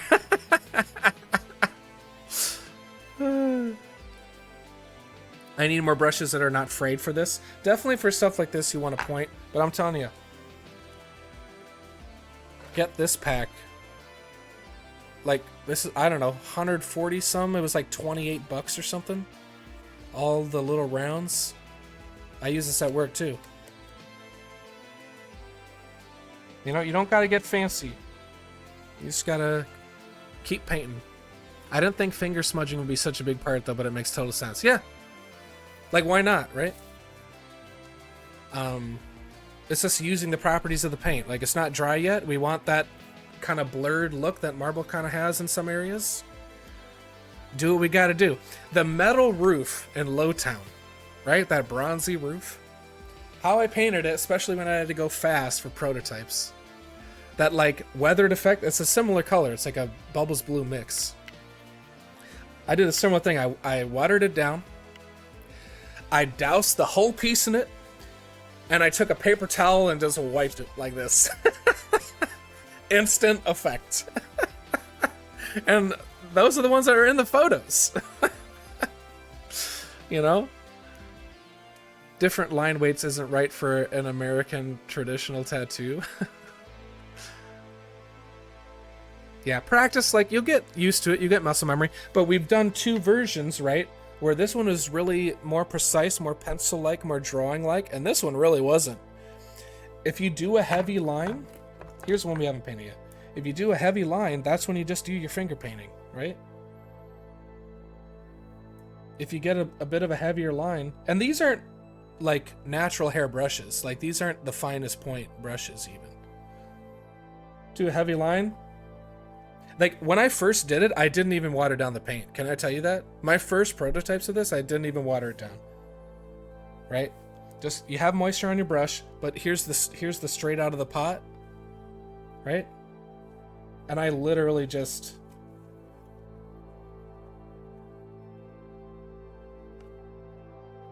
You see? And I literally just did that. Heavy lines. And these are in use in the photos. You know, these are some of the first ones I did.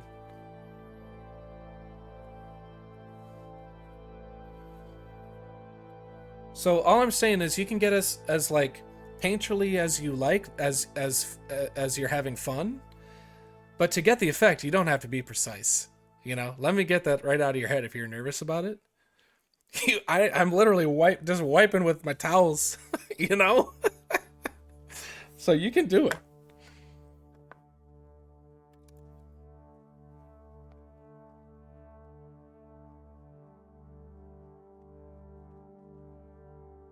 Don't get fancy, keep painting. I'm adopting this model. Yeah! Like, it's all tricks. It's all tricks. It's learning to, like, there's always a slight learning curve when you're trying something new. But once you start collecting different tools and products and techniques, you just learn to deploy them in the appropriate scenarios, and then it becomes not hard because you're just using the right thing that you've picked up for the right situation. And we've all picked up finger painting in like preschool, right? And it's applicable here, so I'm using it. I think I'm going to marble mine in purple rather than blue. That's a great choice. Very, very necro type color. You may have already touched on this, but do you have any tips for getting a softer brush strokes like what you did on the floor sections? I feel like I'm only capable of doing healthy dry brushes when I do something like that. I'm excited to learn how you painted Cities Untold. Well, so the Cities Untold, like most of that wood is like most of our wood products like Wildlands. It's just, we have premixes for that. It's base wood. Well, so the first dry brush is base wood as a premix. And then I usually mix base wood into stucco for the highlight. You can do straight stucco as a highlight dry brush, but I normally mix it in, but those two colors are all you need.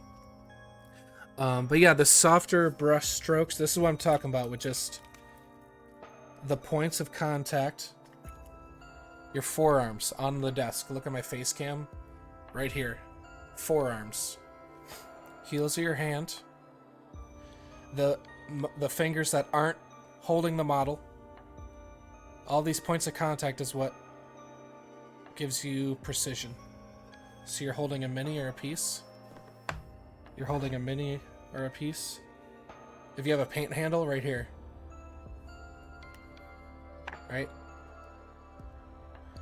And this is how you get that light pressure that I've been talking about. And the pressure is going to take some practice if you're doing pencil. Like here, we got a similar effect without light pressure precision. If you do want it, again, you can practice this straight up at work, like pencil and paper, pen and paper. You can practice this. It's just the amount of pressure to get used to it, the amount of pressure that you're looking for is you're not even touching the surface until you do touch it. Go slowly downward, very slowly. Not hitting it, not hitting it, not hitting it. That's the pressure you want for a tight line. See that? I'm even missing in between the paint strokes. Missing, missing, missing, missing. Oh, there we are. That's the pressure that we want for thin lines. See how I did barely more and it is heavier? So it takes some practice. But also, once you do practice that, what's going to help you is you're ready. If you're interested in doing that and you've practiced it, you're ready to graduate to a natural hairbrush. Okay? Because there's just no way to get a finer point on a synthetic brush. So this is real hair. So you're doing the exact same thing, but you have a brush that is physically pointier than that. And now you can barely even see the lines. Right.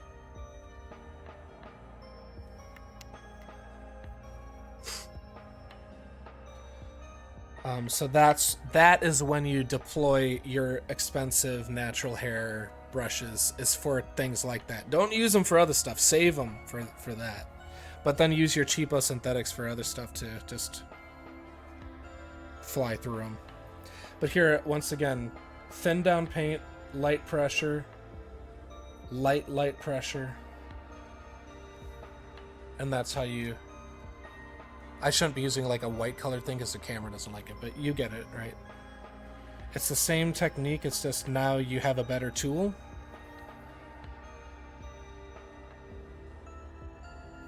Right? But for your terrain stuff, you can get it just fine with my blunt synthetics. And when you do get a point of synthetic, it develops a hook. Yeah, see, like... And sometimes you can kind of get away with it where you're like painting with the hook, but like, you know, you're just fighting the tool, right? So when you're learning, it's fine. Like I do it all the time. 90% of my work, even like for hobby of my personal miniatures, I'm using stuff like this. But I always have a handful of, I don't get a whole set. I honestly, primarily, personally, just have a bunch of like size zeros. And that pretty much does most of my fine work. You know, I have others, but I don't really use... I pretty much just use that same size. This is a fantastic hobby hang. I'm glad. I'm having fun. Oh, it's after 8 already. Alright, we'll wrap up. So I hope this gave you some confidence. I'm going to keep looking at the questions here, but... I really hope this gave you some confidence. It's not hard. Yes, I know my... antivirus my subscription ran out because I don't want to pay for, like, we have Windows Defender or whatever. If someone wants my information, they have it, all right? That's a lost cause. The palm touching pose is great. It feels so comfortable. Thanks. Yeah. I love that. This right here. Pew pew.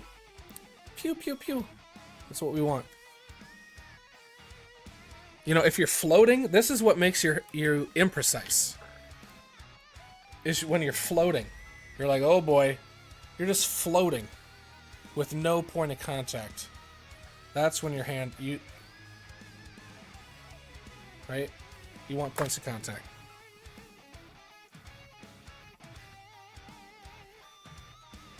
Your ability, confidence, my ability, but you gotta start somewhere, right? Hamster, if I had that much ink on my hands at work, I would see my tip percentage tank.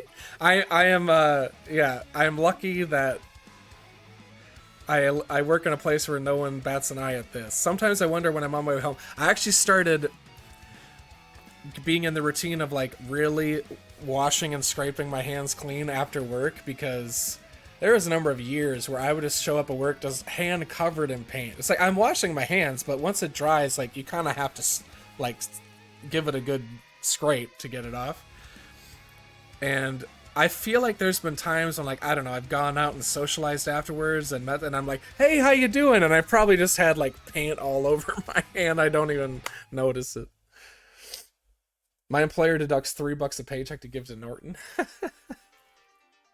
My boss is one of my players, so if he sees paint, he gets nervous for other reasons. He's like, oh no, what beast have you concocted to put in our path? AK paint stripper, are you putting that on your hands? Yeah, you can use isopropyl too, just wash your hands after. Fingernail buffer, yeah, same. Nail polish remover will get it off, just wash your hands. That's pungent stuff. Those brushes you showed, to use them for minis in general or just terrain? Are they good? Yeah. Like all of my work. Dude, this stuff, like look at all these.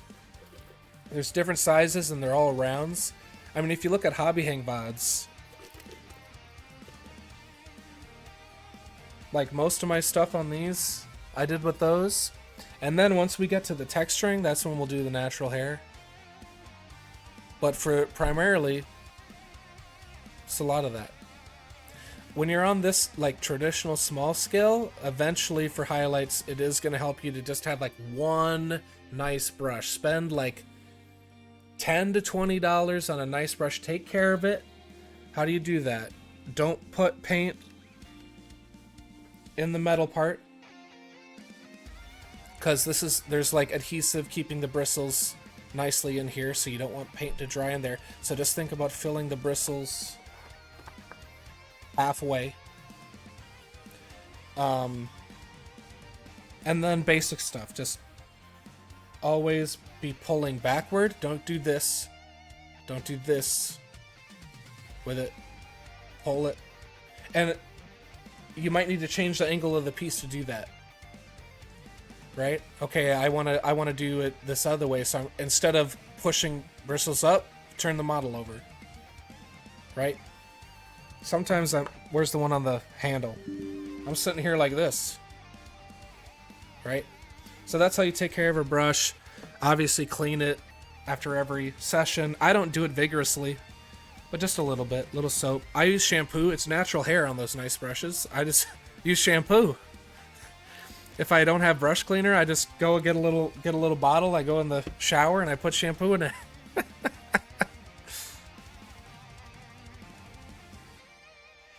If you can't dip, how would you do eyes? So yeah, you're right. You're right. But we're talking about really light pressure. So you're not splaying out the bristles, right? You're not doing so much pressure that you're doing this.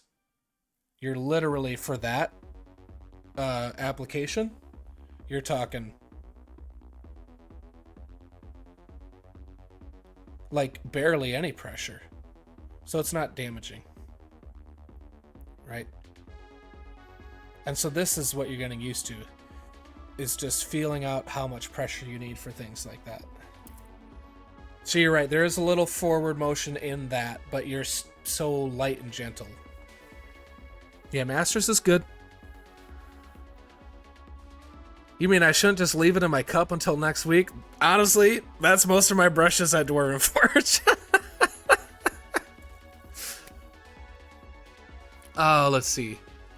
Yes, thank you, Chuck. What's this question up here? Does base coat mean you push into the crevices, or do I just make a heavy coat on the top surfaces? I'm doing the trees right now, and I'm not sure if I should push into the crevices for the base green. I mean, it can depend. Like, basically, base coat means very heavy and not a dry brush. If you're talking generally, a base coat is hitting most of the crevices, but the very deepest stuff wants to be black or really dark. For the base green on trees and wildlands, don't get it in the crevices. That's why we use Dungeon Gray. It's because it's a nice shadow color to be dry brushed over.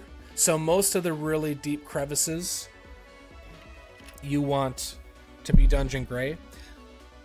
So like in this case right here, you want this to be gray. But if you're talking a base coat, you can get it on like a whole stone. You know what I mean? And maybe some of it even does end up in the crevices like a little bit, like this. But you want some opacity. You want it to be somewhat opaque. Like this is what I would consider a base coat for Dwarven Forge. You know, you still want some shadows in those really deep recesses, but you're not dry brushing. Right.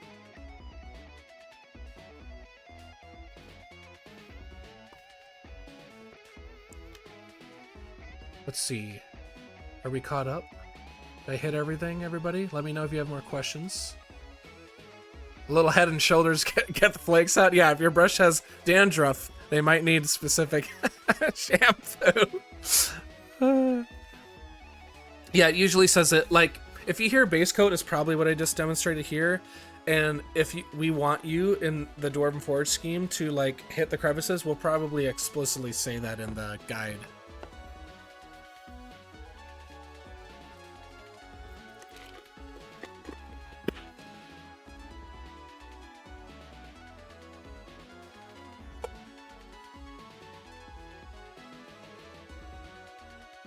I like having hooked brushes around. They're good for some angles and minis. There's never bad brush, because as a brush kind of gets damaged or whatever, wears out, I just use it for different things.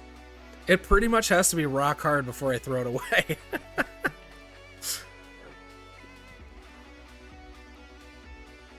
I was admiring your logo for the hobby hang. Do you have a mini for that hamster?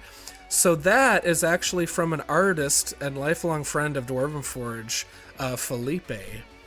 And one year for Christmas, Nate got like fantasy portraits of like for everyone of like, you know, fantasy characters basically. Like there's Dragonborn and stuff like that. So obviously I'm going to be a hamster. And way back in the early days of Dwarven Forge, Nate is a lifelong like LARPer. Did that for many years, and so we went as a team to a LARP, and I was like the sword and board fighter. And so for this piece of art, it was a hamster with like sword and shield.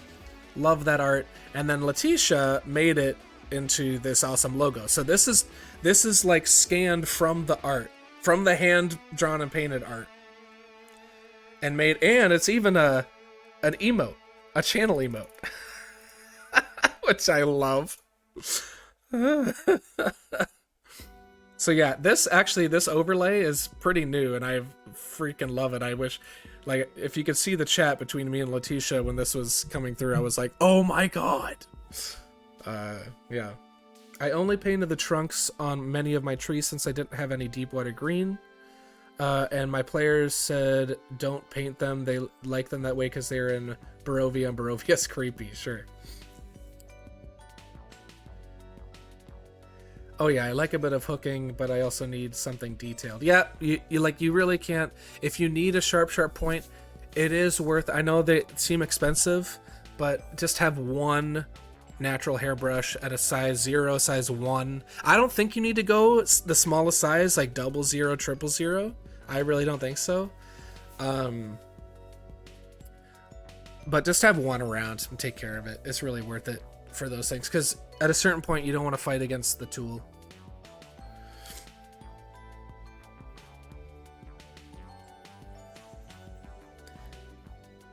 I'm thinking of ordering these now. So much cheaper per brush, but I have to order. Won't get it for 2 weeks. Are you talking about this thing I showed or something else?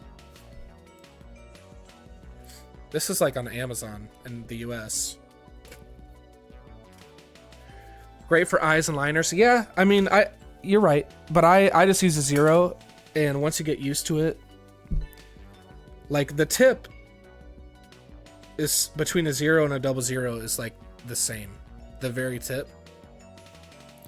And having a little more paint just lets you get, you know, more applications out of it if you're doing other stuff. So if I were to just buy one brush, I do all my eyes with this, but I can also do other stuff with it. So that's why I don't go full 00. But if you're more comfortable with that, totally. Just do what works for you. But like I did this eye, now granted, this is like not a pupilled eye, but you know, I did this with a size 0. I don't know if I have anything else that's finished that's like a full pupil eye, but you get it. Trying to decide if I go back and redo the trees I've done this far so the base coat isn't as deep. Hey, if you like the look, it's totally fine. Like if you want deeper recesses, you don't have to go backwards and repaint them. You can like do a wash, which is just a thin down paint so that it runs into the recesses, and you use like the fluidity of it to run into the cracks to make them dark. Use a black or a dark brown, or just whatever paint you have and mix a little water into it to do that. Yeah, the big 144 box. Oh, I love this thing. I bought like 2 of them now, one for here, one for work. Once I found that, I ain't going back. Because sometimes you get those like sets of synthetic brushes that have all the different sizes, and it's like, 2 of these are useful to me for minis. But this is just all the rounds.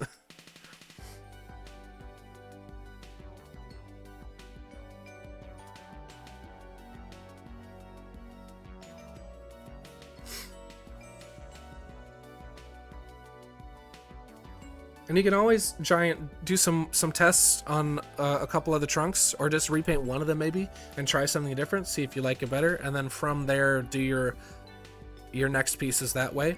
But I'm telling you, you really, once you get playing with your pieces, it's gonna be, you know, satisfying when they're on the table. So like, I wouldn't go backwards. Because once you see them in a build, all the little mistakes are gonna vanish.